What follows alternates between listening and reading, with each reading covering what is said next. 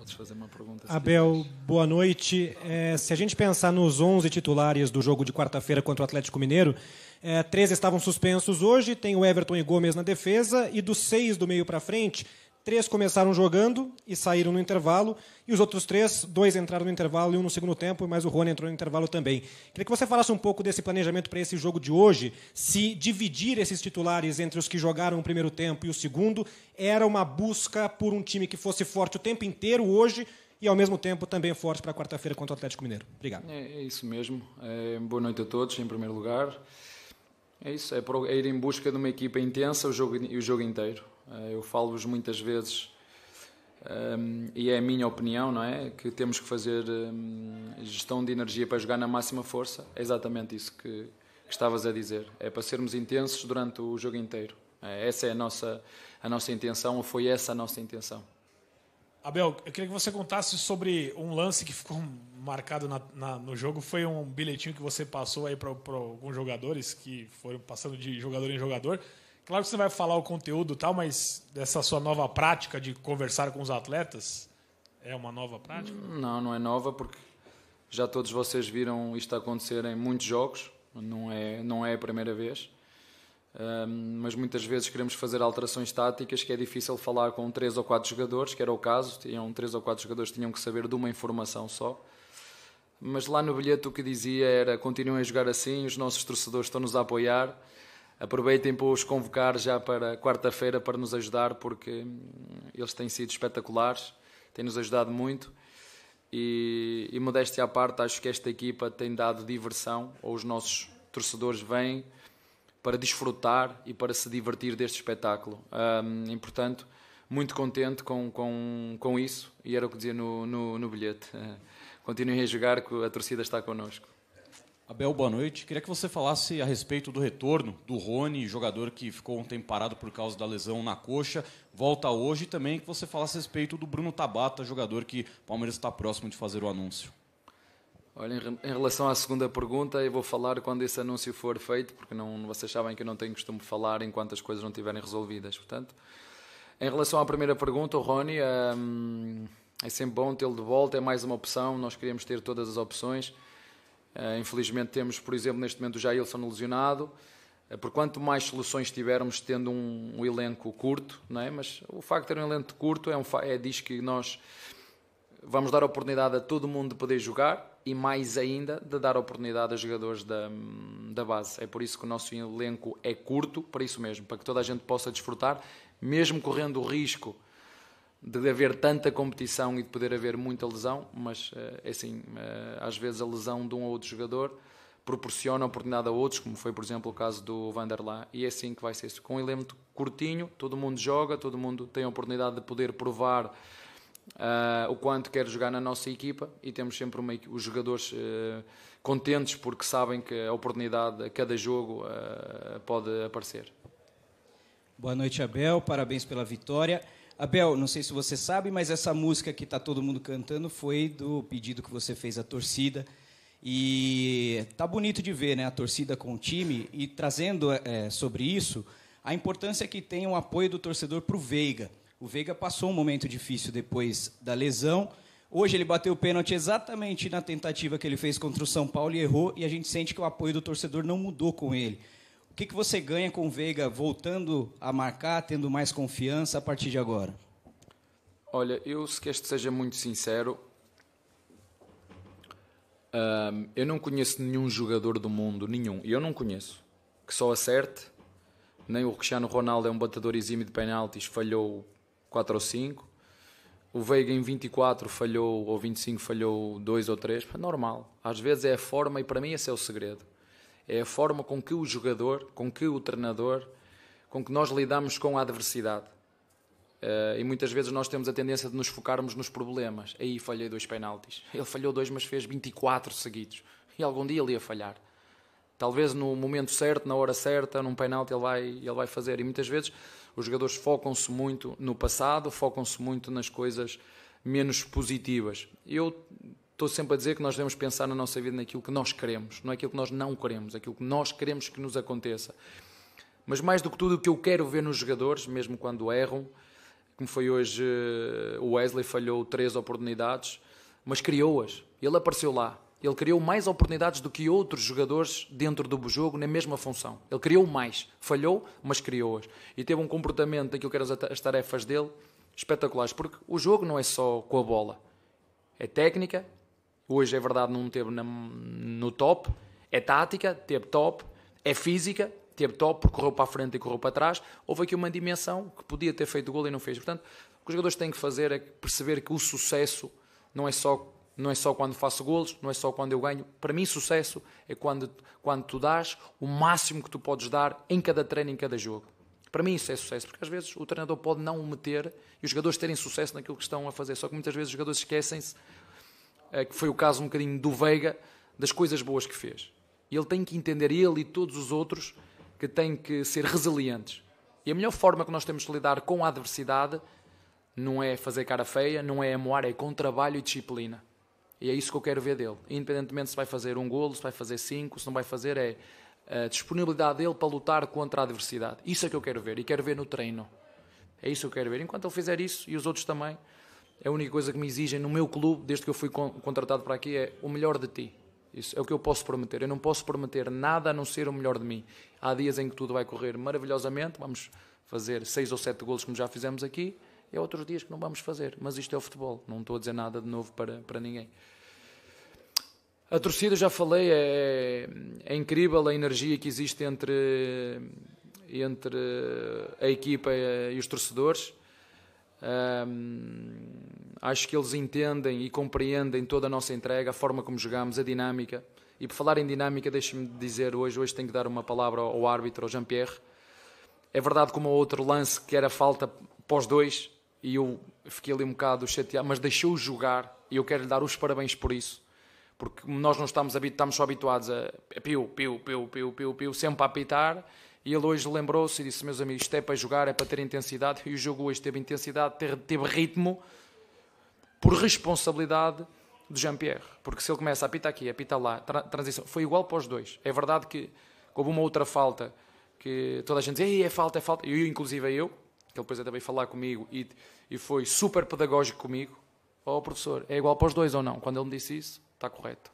Está correto, está corretíssimo. Igual para os dois, portanto, parabéns para ele, parabéns para o nosso público e parabéns para a nossa equipa que manteve a consistência no nosso jogar.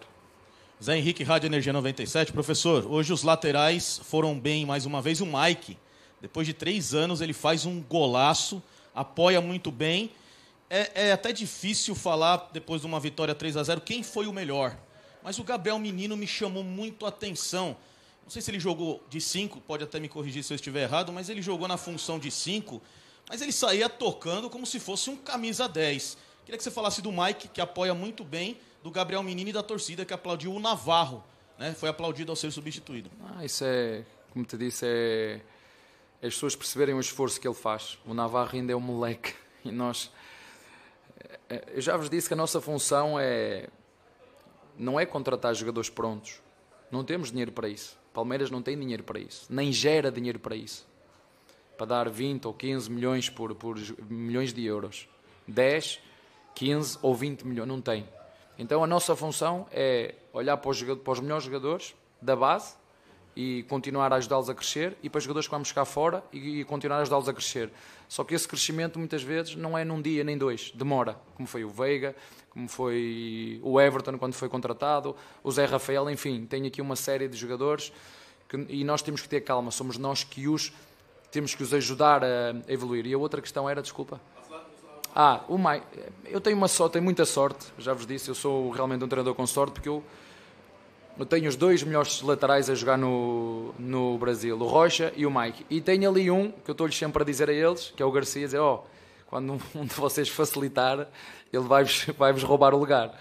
E eles têm muito boa relação, os 3, e tenho essa sorte, são 2 grandes laterais, o Mike hoje fez um grande jogo. Mas é normal, há dias que as coisas nos correm muito bem, na técnica, na tática, na física, e hoje o Mike teve bem, mas tem sorte por ter 2 grandes laterais, o Mike e o Rocha. Abel, aqui. Olá. Douglas Araújo, Rádio Capital. É uma cara nova aqui. É uma cara nova. E, Abel, eu queria que você falasse um pouco da Tuesta.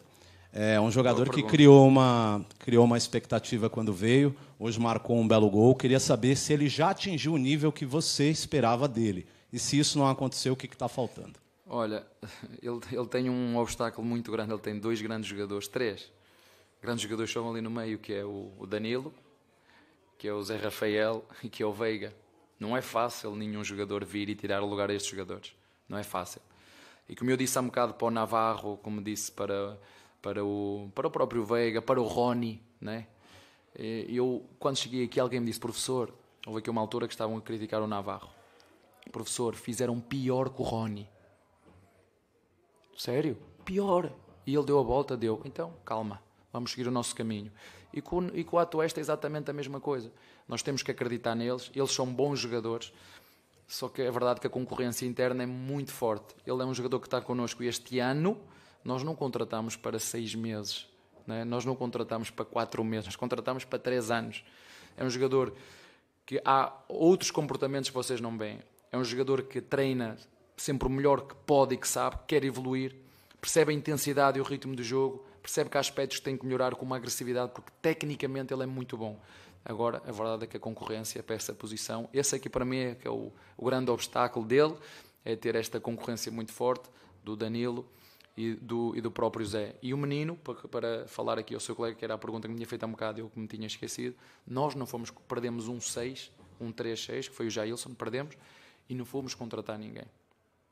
Não fomos contratar nenhum jogador para essa posição, porque acreditamos que o Danilo, não sendo um 5 como o Jailson, não sendo um 5 como era o Filipe Melo, é um jogador que pode fazer de 5 e nos dá essa saída, como tu disseste, que nos pode dar coisas através de desequilíbrios, mas às vezes também nos pode dar um bocadinho de desequilíbrio defensivo, porque se desorganiza taticamente. Mas ele tem uma coisa, quando ele está com o coração e com a mente aberta para aprender, é mais fácil ele evoluir.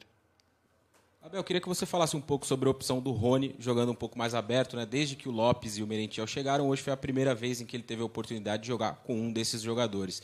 Você citou, né, que o Rony era um atacante emprestado à função de centroavante. Hoje ele pôde jogar na dele, talvez naquela que ele mais goste. Se a gente vai poder ver mais vezes o Rony como um ponta no Palmeiras. Obrigado.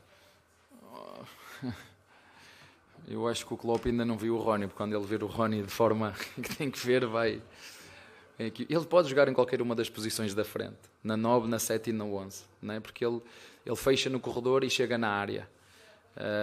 Agora, claro, com o Miguel, ainda hoje tive dúvidas quem é que começava o jogo, se era o Miguel ou era o Navarro, confesso-vos. 2 grandes jogadores, 2 grandes caráteres. Eu disse, começo com o Miguel, que chegou agora, ou dou confiança ao Navarro para ele acreditar que ainda pode dar aqui. Pronto, e a minha opção acabou por ir pelo Navarro. E o Rony é um jogador que vocês sabem, joga em qualquer uma das 3 posições na frente. Há vários jogadores, também já vos disse, que fazem mais do que uma posição dentro do elenco, e é isso que me dá a certeza e a confiança de poder ter um elenco mais curto, mais enxuto, porque se for preciso centroavante eu tenho o Rony, se for preciso mais um ponto eu tenho o Rony. Nós vendemos o Verón e não fomos buscar nenhum ponta, porque temos essa flexibilidade dentro da equipa. Uns concordam, outros não, mas essa é a minha responsabilidade, essa é a minha função, é olhar para o elenco e escolher aqueles que nos garantem mais flexibilidade para poder jogar. E o Rony dá-nos essa flexibilidade no centro, ou a centroavante, na direita ou na esquerda. Abel, se você me permite, é uma pergunta fora do jogo, mas é sobre o seu ofício. Foi lançado no Brasil essa semana aquela série ótima chamada Tudo ou Nada, aquele documentário, e nessa temporada eles acompanharam o Arsenal na temporada passada. Certo. E o Arteta, num determinado momento, diz: de todas as coisas que eu aprendi com o Guardiola, uma delas é: técnico de futebol é a profissão mais solitária que existe. É isso mesmo? Na derrota Na derrota mas eu não... Ao contrário de alguns treinadores que dizem que vivem o futebol 24 horas, eu não vivo.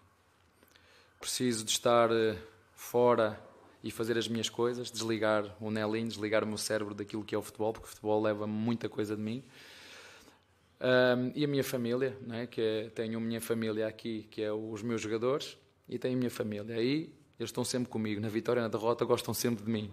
Aqui é incrível, no futebol é incrível que tu, à segunda-feira és o melhor, à quarta já és o pior, à terça já és o melhor outra vez e à quarta já és o pior. Mas eu gosto muito daquilo que faço, gosto desta profissão, uma profissão muito intensa, e eu tenho feito um esforço muito grande para aproveitar a jornada. Não esperar o que é que vai acontecer no fim, porque eu não sei, mas aproveitar a jornada. Eu tenho aprendido muitas coisas aqui, mas a verdade é que esse lado da profissão ser o lado solitário, sim, não te vou mentir que há uma parte, sobretudo na derrota, sim, mas eu tenho uma facilidade. Os meus amigos, as pessoas que eles contam-se pelos pelos dedos que eu tenho das duas mãos. Não são muitos. Os outros eu escolho-os. Sei os que gostam do Palmeiras, sei os que gostam de mim, sei os que não gostam. Alguns não gostam com uma intenção por trás. E essa é a parte que o treinador tem que saber. É a profissão que tem, como é que isto funciona, esta máquina que é o futebol. Porque assim, não sou só eu que jogo. Não é? Isto é muito mais sou eu, são os jogadores, são os comentadores, são os programas televisivos, porque o futebol dá muito conteúdo. O futebol dá dinheiro a ganhar a muita gente. Não é só a mim, nem só aos jogadores. O futebol é diversão para muita gente. E, portanto, nós só temos que perceber quais são as regras de jogo, como é que ele funciona. E quando eu sei disso, é só perceber o momento que estamos e ser sempre equilibrado. Acho que isso é uma das